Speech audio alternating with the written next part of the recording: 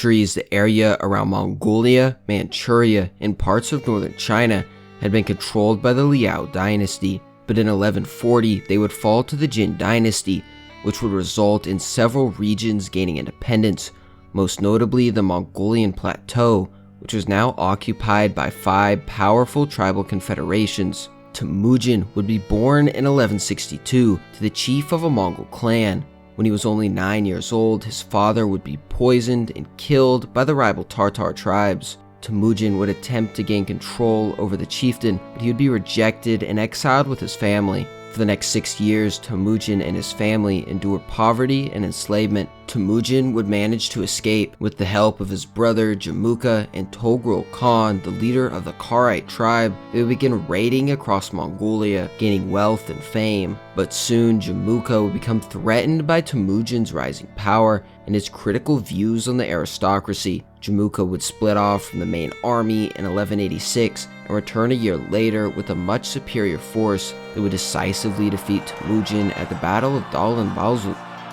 Temujin's army would be crippled and his power would be destroyed. Over the next 10 years, Temujin would rebuild his force and lead several small campaigns against opposing tribes. He would make much needed reforms to the Mongol army by subdividing it into units of tens, hundreds, thousands, and 10,000s. Commanders were chosen by their men, except for the commanders of the 10,000s, who were handpicked by the Khan himself. This chain of command fostered flexibility, discipline, and loyalty, crucial for executing sophisticated maneuvers and giving the Mongol armies a distinct advantage for the next century. By 1200, the major Mongol powers would be split between supporters of Temujin and the supporters of Jemuka. In 1201, the leaders of the tribes would assemble a council and elect Jemuka as Khan of the Mongol people. Jemuka's acceptance of this title was the final breach between Temujin and Jemuka, leading Temujin to form a coalition of tribes to oppose him. In the fall of that year, a decisive battle broke out between Jemuka's alliance and Temujin's force. At the Battle of the 13 Sides, Temujin would emerge victorious, killing Jemuka and expanding his influence over most of Mongolia.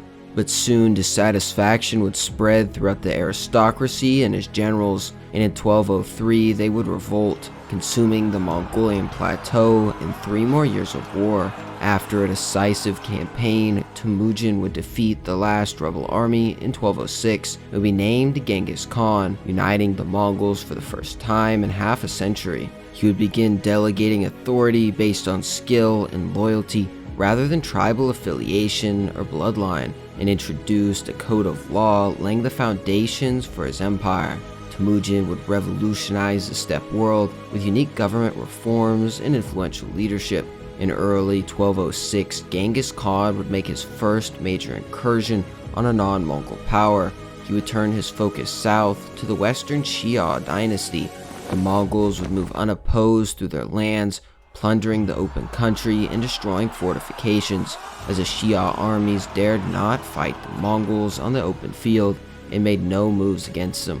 Genghis Khan would return to Mongolia and declare war on the Jin dynasty in 1211.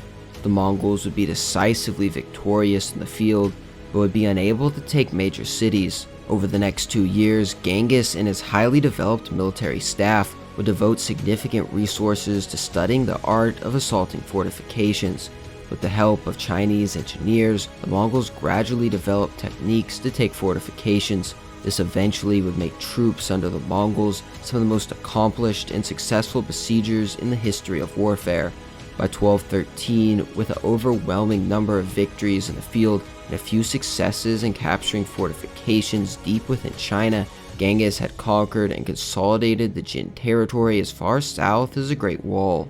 Genghis Khan, now well known for his quick and impressive military victories, would turn his attention westward.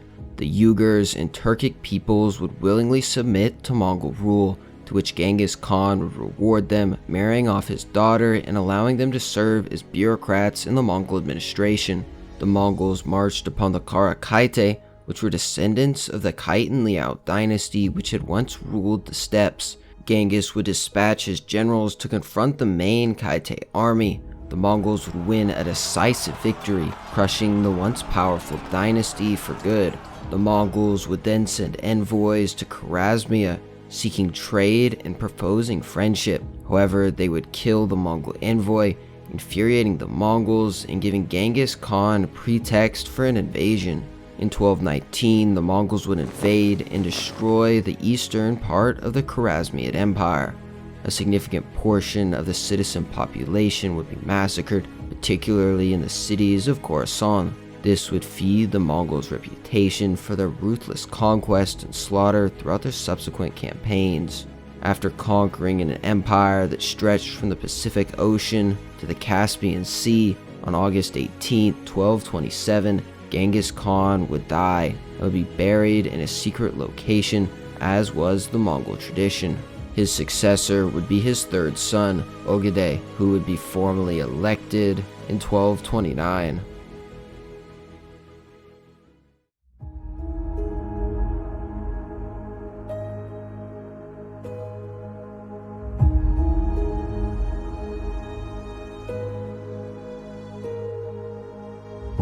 Genghis Khan had rose the Mongols from a small collection of tribes to a vast empire that stretched from the Pacific to the Caspian Sea.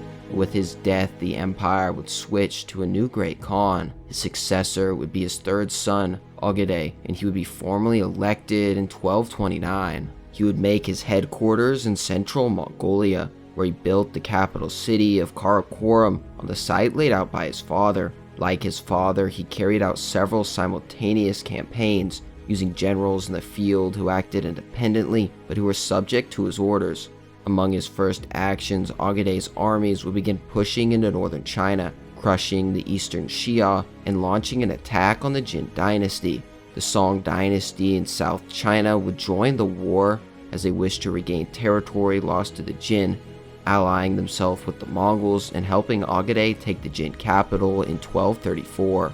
Ögedei's Chinese advisors would convince him to reverse previous Mongol policy. Instead of leveling North China and all its inhabitants in the usual Mongol manner, he preserved the country in order to utilize the wealth and skills of its inhabitants. Shortly after, Ögedei would begin several attempts to annex the Korean peninsula, which would be met by stiff resistance and result in little success.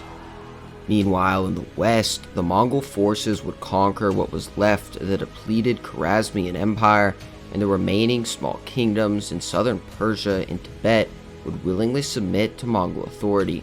Böke Khan, another grandson of Genghis Khan, would begin a sustained invasion of the nations in the southern Russian steppe, and by 1237 the Mongols were encroaching upon Ryazan. After a 3-day siege involving fierce fighting, the Mongols captured the city and would massacre its inhabitants. They then would destroy the main Rus army at the Battle of Sit River, and by 1240 almost all of the Kievan Rus had fallen to the superior Mongol horsemen. Mongol troops from Persia would invade Transcaucasia, forcing the Georgian and Armenian nobles to surrender, which would connect the Mongol lands with Batu's invasion. Despite the decisive military successes, strife continued within the Mongol ranks between Batu, Güyük, Ögedei's oldest son, and Buri, the beloved grandson of Ögedei Khan. The Mongol advance into Europe would continue with the invasions of Poland and Hungary. The Europeans would form an alliance among the Poles, the Moravians, and the Christian holy orders of the Hospitallers, Teutonic Knights, and the Templars, which would briefly halt the Mongol advance, but soon be defeated at the banks of the Sajo River in 1241. But before Batu's forces could continue on to Vienna in northern Albania, Ögedei would die in December 1241, which would halt the invasion. As was customary in the Mongol military tradition, all princes of Genghis's line had to attend to elect a successor. Temujin, with the help of Chagatai and her sons, would assume complete power as regent in spring 1242. She would immediately dismiss her late husband's ministers and replace them with her own. Temujin, who had friendly relations with Ögedei's commanders in China, would order them to send an envoy to negotiate peace to the Song, who would decline the offer and imprison the envoy. In response, the Mongols would renew their attacks, capturing several border fortifications and pillaging deep into the Song territory. The Song court would be forced to send a delegation to propose a ceasefire. The Mongols would accept the terms and withdraw back north. In the west, the Mongols would begin raiding across Anatolia in 1240. The kingdoms on the peninsula would raise a force to counter the invaders, and the Seljuk army would meet the Mongols at the Battle of Kösteg, where they would be decisively defeated in 1243. After that battle, the Sultanate of Rum, the Empire of Trebizond, and the Lesser Armenia quickly declared their allegiance one by one to the Mongol Empire. After the conquest of Anatolia, the Mongol troops would divert their attention, sending probing raids against the Abbasids and Ayyubids. In 1246, Güyük would be elected as the next great Khan. To secure his position, he also restored his father's officials to power. Güyük reversed several unpopular edicts of his mother and made a surprisingly capable Khan, appointing advisors in Persia in preparation for an attack on Baghdad and the Ayyubids, and pursuing a war against the Song dynasty. Güyük was a strict and intelligent person, though during his reign he would be rather sickly, and his bad drinking habit worsened his health. Although Batu did not support Güyük's election, he respected the great Khan as a traditionalist. In 1248, he demanded Batu come towards Mongolia to meet him, a move that some contemporaries regard as pretext for Batu's arrest. In compliance with the order, Batu approached, bringing a large army.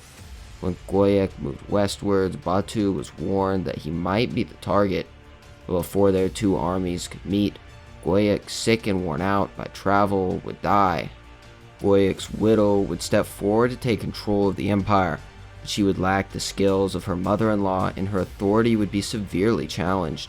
To decide on a new great Khan, Batu called an assembly on his own territory in 1250. As it was far from the Mongolian heartland, many members refused to attend. The assembly offered the throne to Batu, but he would reject it, claiming he had no interest in the position. Batu instead would nominate Möngke, a grandson of Genghis, from his son Tuli's lineage. The pro-Tuli faction supported Batu's choice, and Möngke was elected, though given the assembly's limited attendance and location, the validity was questioned. Batu would send Möngke to assemble a more formal assembly in the Mongolian heartland, and on July 1st, 1251, Möngke would be proclaimed Great Khan at a second assembly. This marked a major shift in the leadership of the empire, transferring power from the descendants of Genghis' son Ögedei to the descendants of Genghis' son Tuli. Möngke confiscated the estates of the Ögedei and Chagatai families and shared the western part of the empire with his new ally Batu Khan, securing the throne for the descendants of Tuli, where it would remain for the rest of the Mongol Empire. In a move to consolidate his power, Möngke continued his predecessor's struggle against the Song dynasty. In order to outflank the Song from three directions, Möngke dispatched Mongol armies under his brother Kublai to Yuan, and under his uncle to subdue Korea and pressure the Song from that direction as well. Kublai conquered the Dali kingdom in 1253. Möngke would approve new invasions of the Middle East before Hulagu arrived with a large force in 1256. They would turn their attention to Baghdad, the center of the Islamic Empire, which had held power for 500 years, but was suffering internal divisions. The Abbasids would refuse to submit to Mongol rule, and Baghdad would be besieged and captured by the Mongols in 1258 and be subject to a merciless sack, an event considered one of the most catastrophic events in the history of Islam. With the collapse of the Abbasid Caliphate, Hulagu had an open route to Syria and moved his army toward the Ayyubid land, capturing small local states en route. When Hulagu headed further west, the Armenians, Seljuks, and Christian realms of Antioch and Tripoli submitted to Mongol authority, joining them in their assault against the Muslims. While some cities surrendered without resisting, others fought back, and their populations were massacred and the cities were sacked. Meanwhile, in the northwestern portion of the empire, dissatisfaction began brewing between the northwestern and southwestern sections of the Mongol Empire, as Batu suspected that Hulagu's invasion of Western Asia could result in the elimination of Batu's own dominance there. In the southern part of the empire, Möngke Khan himself led his army, but did not complete the conquest of China. Military operations were generally successful but prolonged, so the forces did not withdraw to the north, as was customary when the weather turned hot. The army would become ravaged by disease and bloody epidemics, and Möngke Khan would die there on August 11, 1259.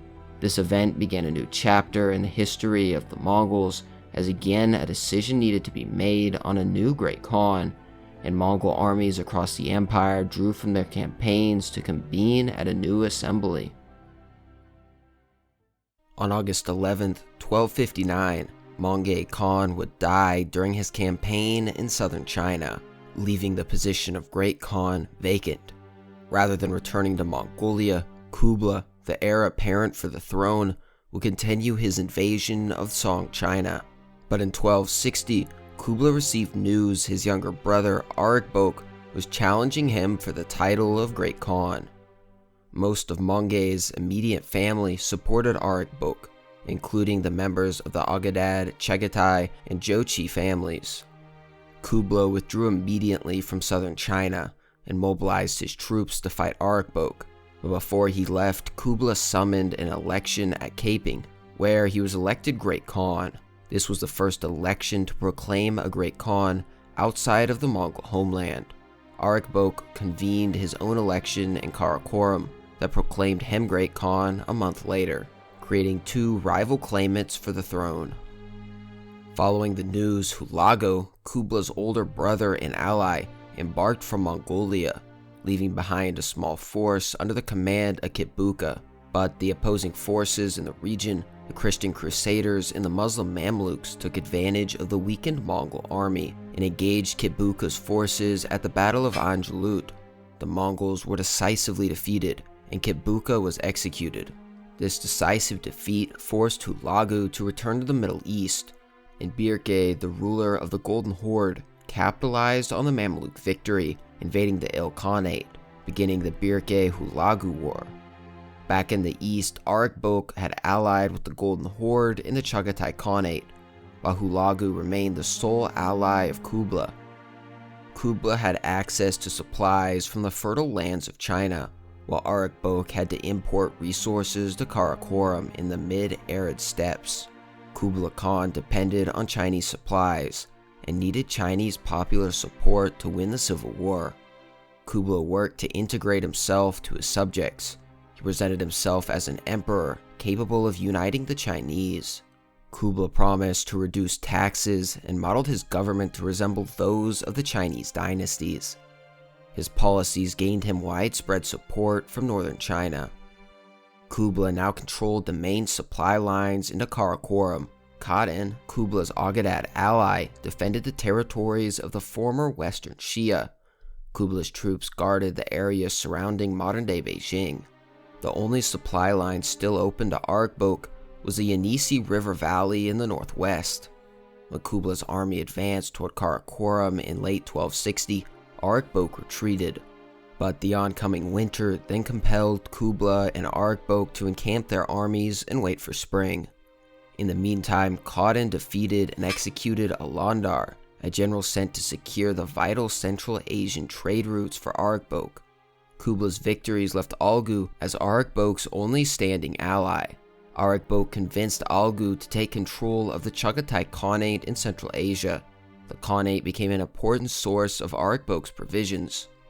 In 1261, Kublai and Ariq engaged in battle at Samultai. Ariq was defeated and forced to retreat, but managed to keep his army intact, and he returned to the region 10 days later, where he fought a small portion of Kublai's army.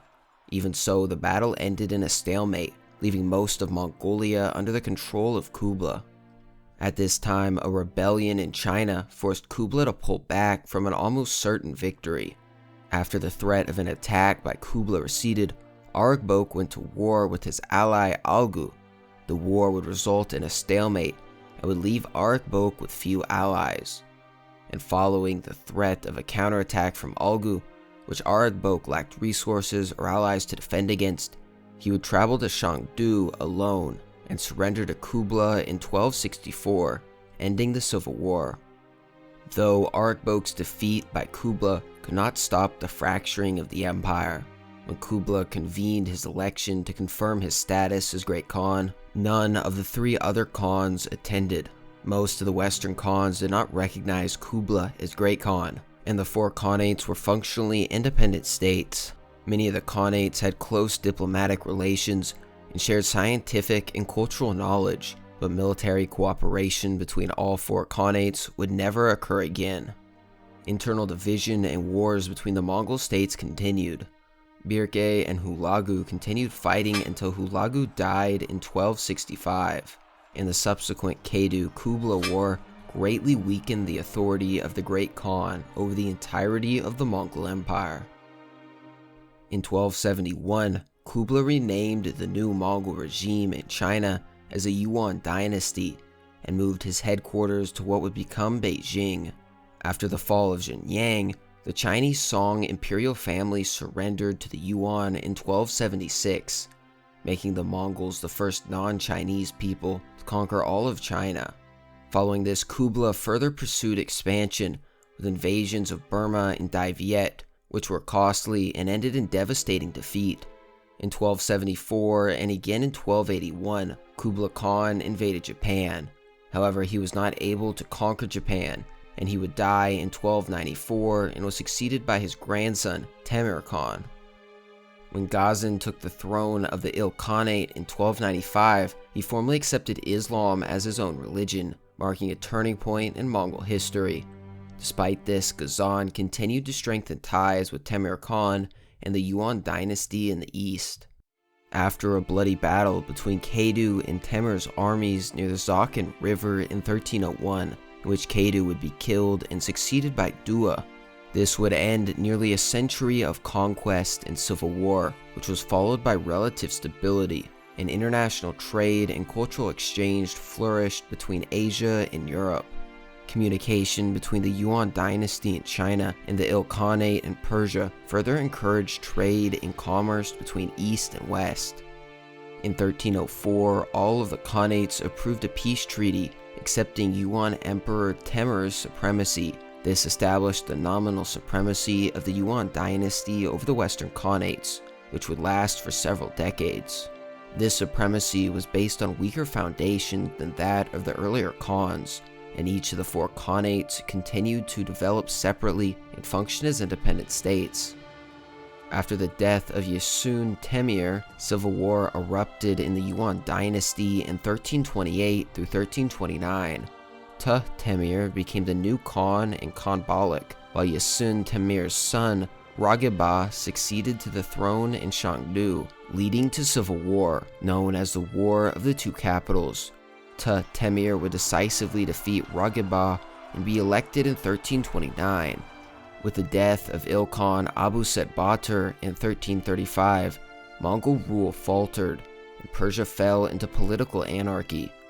Along with the dissolution of the Il Khanate in Persia, Mongol rulers in China and the Chagatai Khanate were also in turmoil.